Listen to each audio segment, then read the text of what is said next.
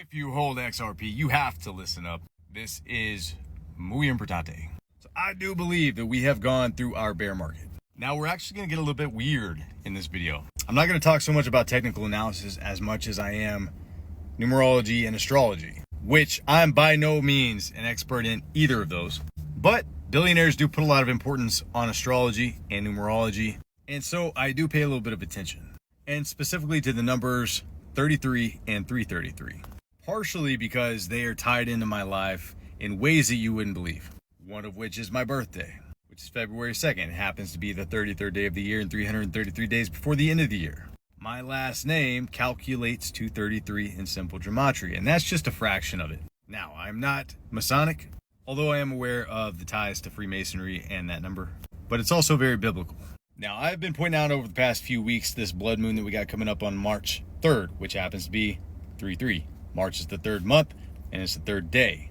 Now, this blood moon on 3-3 happens to be the third of its series, and there happens to have been 3 series of 3 blood moons.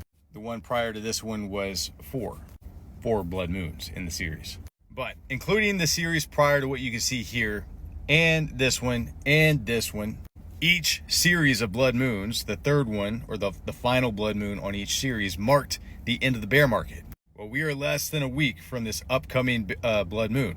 I personally believe, I feel, that this is the end of this bear market that we've been experiencing. Now, I've been very clear, this doesn't mean that we just go up. This could mean sideways action for a while. It might get very boring. However, we should be done with all this crazy volatility to the downside. All these dramatic liquidation events, all this negative pressure. I believe that this sets us free.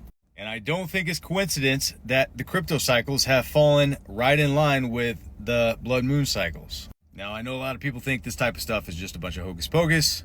What about you? Do you think this is crazy?